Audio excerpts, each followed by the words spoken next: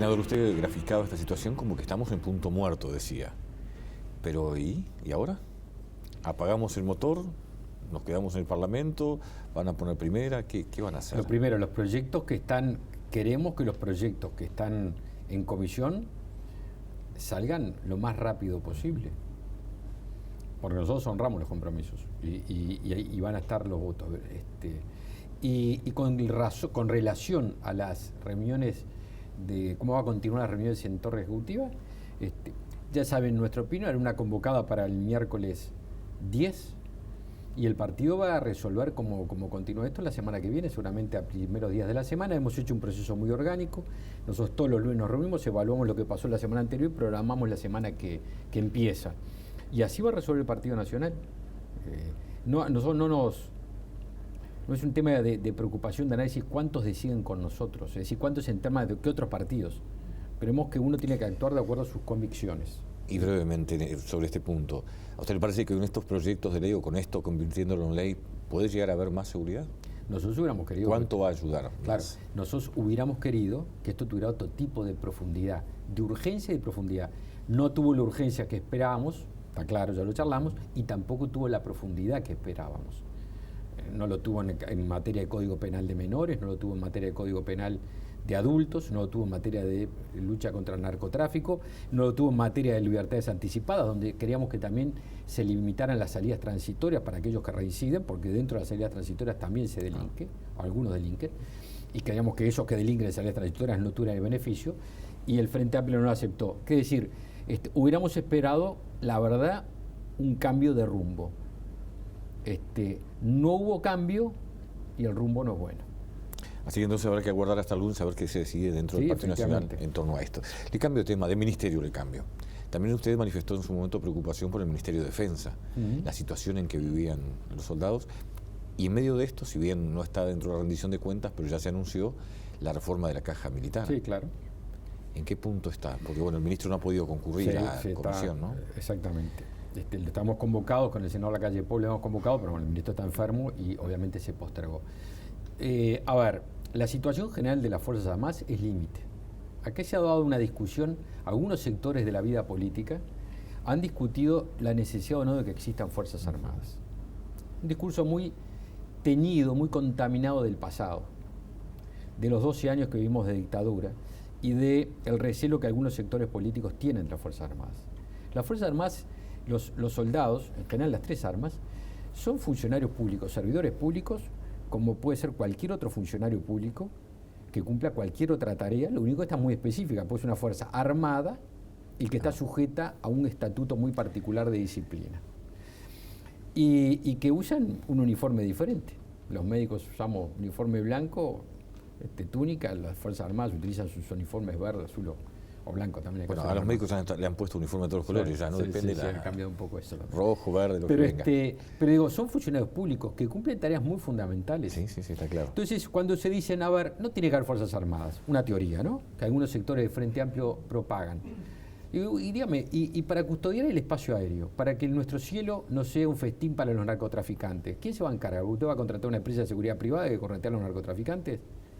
¿O para que no nos roben nuestra pesca en el litoral este y no se lleven lo que es trabajo de los uruguayos, riqueza y trabajo? ¿Qué vamos a contratar a una lanchita al Parque Rodó para que vayan a corretear barcos piratas a Brasil? ¿Qué se encarga? Las que tenemos no están muy cerca de... No, muy vamos a hablar de los Rodó, insumos. ¿no? Digo, ¿pero qué lo va a hacer una empresa privada? Claro. No, eso lo hace la Armada Nacional. O para hacer de policía en el mar con todo lo que pueden ser, lo significan las plataformas eventualmente de prospección petrolera, que son pueblos en el mar. ¿Quién va a controlar eso? La Armada Nacional. Y nuestras fronteras, ahora que está el ejército desplegado, con todo el tema de Brasil, de las Olimpiadas, para tener un control evitando o en prevención de eventualidad de actos terroristas. ¿Quién lo hace eso? Lo hace el Ejército Nacional. Cuando hubo que cerrar la frontera en 24 horas en la situación de la aftosa, la crisis, ¿quién lo hizo? ¿Usted se cree que pega un dos chiflidos y salen 3 personas? No, sale el ejército porque está preparado eso. Y cuando viene un temporal y hay que salir a rescatar en el medio de la penuria y del desastre, hay que salir a ayudar a la gente, a los uruguayos más pobres, darles un plato de comida caliente, arriesgar la vida en una crecida de un río o de un arroyo, o salir unas patrullas como salieron para que no algunos delincuentes no se aprovechen de la desgracia ajena y se hagan a robar una chica. ¿Quién lo hace? ¿Lo hicieron las Fuerzas Armadas?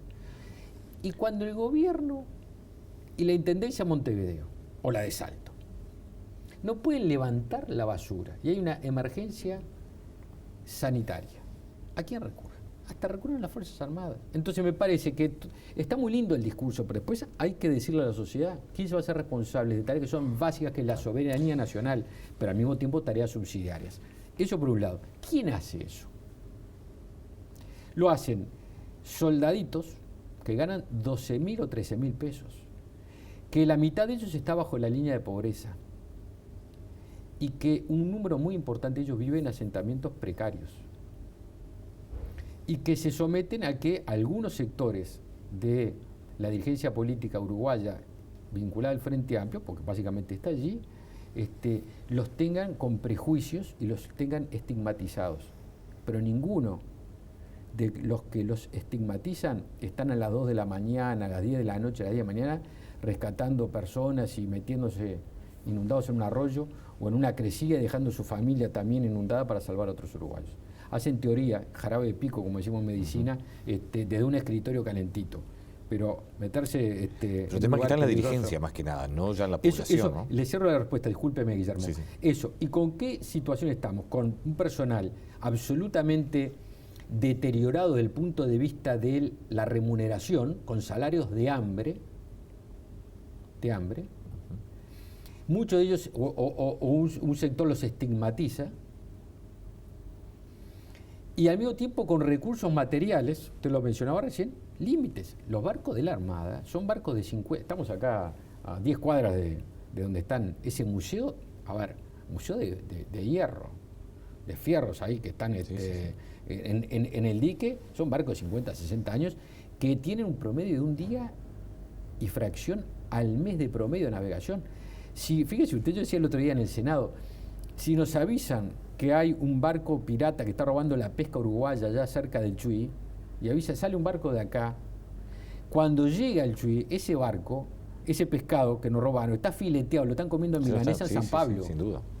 Entonces, ¿quién va a defender? Casi un día entero. ¿No vamos a defender el trabajo de los uruguayos, nuestras riquezas? Y lo mismo puede ser en el caso del Ejército o en el caso de la Fuerza Aérea. La Fuerza Aérea y la Armada en situación con más tecnología que recurso humano, todavía con deterioro.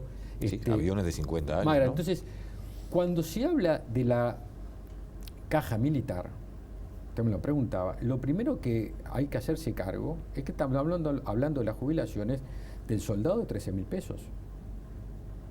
Que quizás el único estímulo que tiene, aparte de la vocación o la misión de paz, porque también la misión de paz es un estímulo para qué, y para echarle una losa a la casa, para hacer un baño, una pieza para que el hijo se case y pueda estar con tenga un lugar donde vivir, porque esa es la realidad. Hay que conocer cuál es la realidad que están viviendo nuestros soldados. Bueno, cuando ese soldado o esa soldada se jubile, tenga un estímulo pensionario, que le voy diciendo, es absolutamente también chico. Entonces me parece que está más vinculado a prejuicios ideológicos que a otro tipo de circunstancias. Ahora, pero que el peso de la caja militar dentro de lo que es... Hay un error de definición que es muy común. No es una caja militar. Porque por definición el servicio de retiros es un servicio dependiente del Ministerio de Defensa. Depende del ministro. No puede el servicio militar, por ejemplo, como hacen otras cajas, hacer inversiones y plantar árboles. Y a partir de esas inversiones obtener una renta que la vuelca. No. Acá es parte del presupuesto de Defensa Nacional. Parte de ese presupuesto va volcado para pagar ¿qué? Para pagar el retiro en un servicio que es dependiente del Poder Ejecutivo, pagar el retiro de los soldados cuando terminan su carrera. Y también tengamos en cuenta, porque acá nos comprenden a todos los generales de la ley, nosotros tomamos decisiones, cuando digo nosotros digo el sistema político, tomó decisiones a partir de recobrar la democracia, de un sector militar que estaba hipertrofiado por la dictadura, y estoy jugando en memoria, de 40 y pico mil efectivos que había, y tomando legislativamente decisiones que fueron, como correspondía, yo las comparto, achicando ese sector militar. Bueno, obviamente, cuando se achica y se votan disminuciones personales e incentivos para que salgan, después hay que pagar un retiro. Claro. Redujimos, por eso más efectivos reducimos el personal militar y obviamente esa persona que era activo pasa a ser pasivo, recibe una jubilación. Entonces, yo creo que hay que estudiar el tema, que es un tema complejo, pero no es un tema que se discuta ni de los prejuicios ni desde la ideología. Ahora, pero ¿hay que reformar esa especie de caja militar? ¿Ustedes apoyarían algún tipo de reforma? Bueno, pero sin prejuicios, si no es una cosa de decir, primero no se puede decir que hay déficit, porque déficit desde el punto de vista de lo que significa que no es una caja, no hay. Hay un presupuesto de defensa que fue achicando el personal y tiene que pagar a los que se retiran por decisiones políticas, ¿no? Entonces, yo creo que siempre es buena cosa discutir y analizar y mejorar este tipo de circunstancias, sin prejuicios y sin cosas ideológicas. Hacemos la última pausa y entramos al último bloque de Perspectiva Real.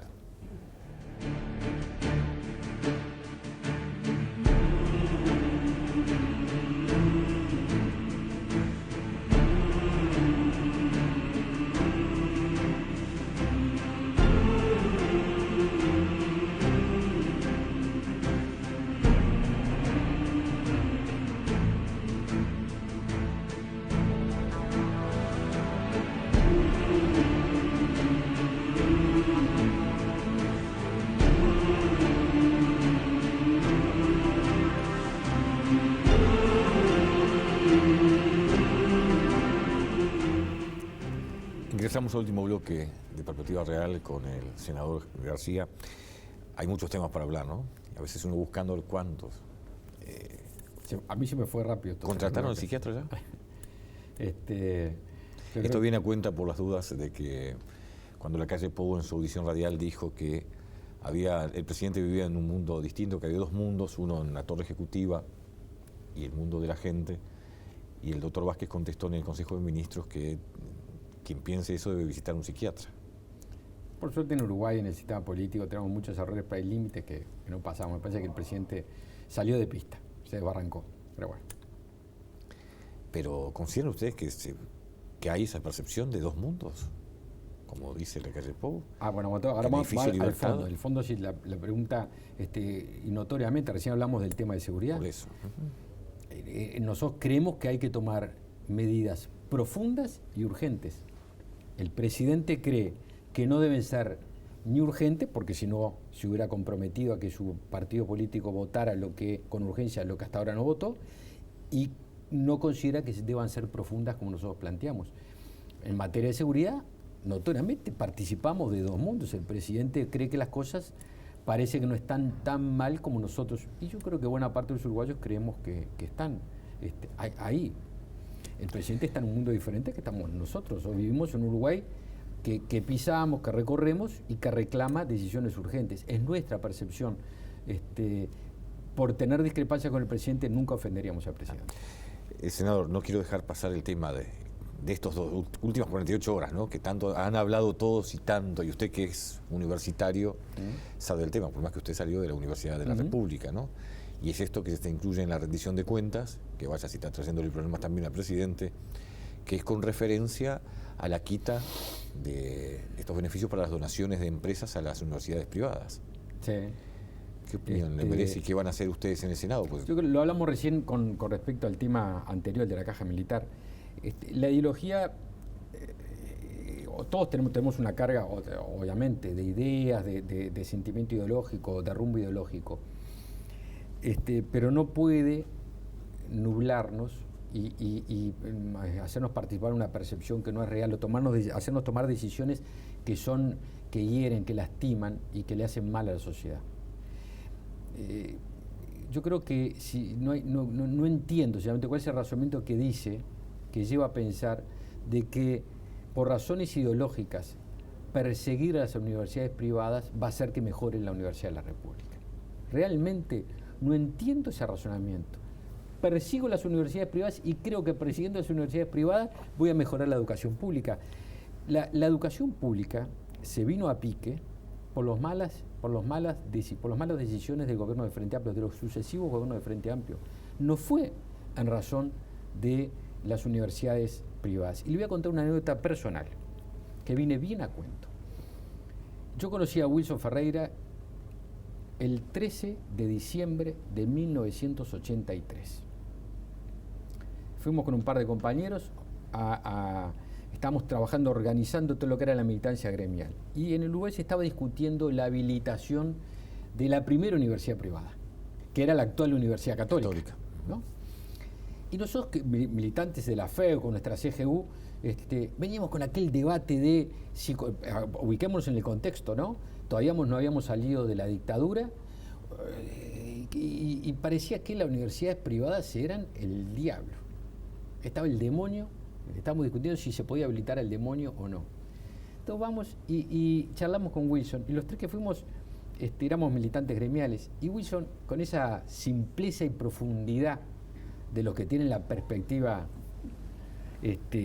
y ven un poquitito más allá de la coyuntura, nos dicen: mire muchachos, dice, yo fui a la escuela en Melo, todos íbamos a la escuela pública. ¿Quiénes iban a un colegio privado? Aquellos gurises que tenían más dificultad y que requerían la cercanía, una enseñanza más personalizada, porque tenían algún rezago. El resto, vamos a la escuela pública. Iba a la escuela pública acá cerquita, en General Flores, la escuela en México. Y nos dice el tema, y acá viene el razonamiento, nos dice Wilson, y creo que se aplica perfecto para esto que estamos discutiendo, se está discutiendo. El tema no es que no haya universidades privadas. El tema es que tenemos que hacer que la Universidad de la República sea la mejor de todas. Mira qué razonamiento. Entonces el tema es, ¿alguien piensa que van a mejorar la Universidad de la República porque se prohíba que haya empresas que donen a universidades privadas para que bequen muchachos y muchachas? ¿No tendremos que dedicarnos a mejorar la educación pública en general y que nuestra educación pública en general, empezando en nuestra escuela, no sea como desgraciadamente es hoy, una máquina de desigualdad, donde hay la inmensa mayoría, y luego con inmenso dolor porque soy hijo de la escuela pública, la inmensa mayoría tiene una sola opción, la escuela pública, y tener una educación que es de pobre calidad. Y vaya qué recursos hay ahora, ¿no? Después de los gobiernos de Frente Amplio tenemos una educación pública pobre para los más pobres. Porque aquella familia que hace un esfuerzo y que puede tener un restito, lo manda a un colegio privado. Y eso es después de los gobiernos de Frente Amplio. Yo quiero tener la mejor escuela pública de todo. La que era un trampolín. En mi escuela, México, en mi salón, aquí cerquita, General Flores, mi viejo está desocupado.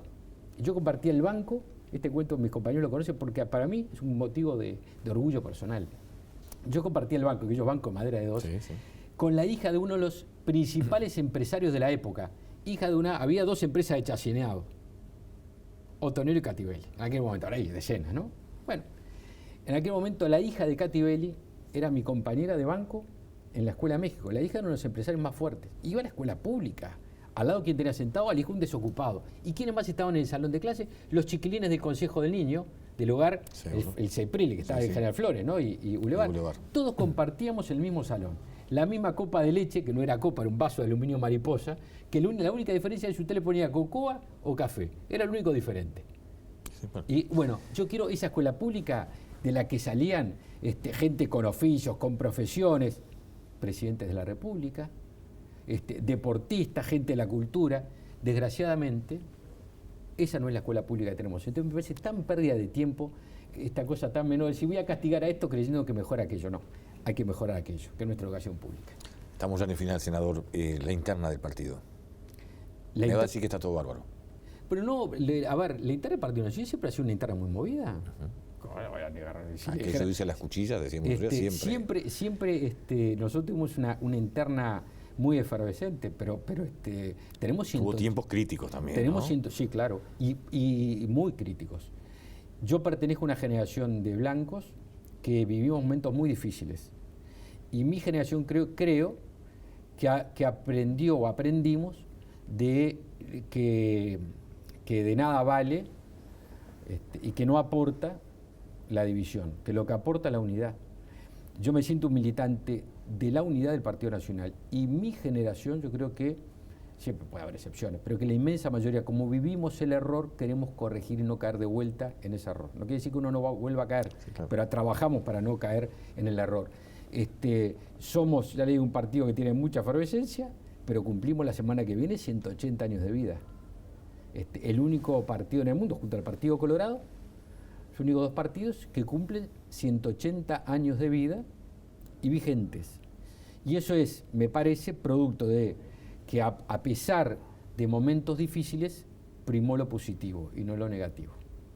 Le agradezco mucho su presencia en Perspectiva Real por dialogar sobre todos estos temas. Quedaron muchos en el tintero, ¿no? Para mí es una enorme alegría y un enorme agradecimiento que Guillermo, tú me hayas invitado por favor, a compartir. Conversaremos más adelante cuando quieras de varios de estos temas, porque, por ejemplo, nos quedó temas como salud, donde hay también preocupación.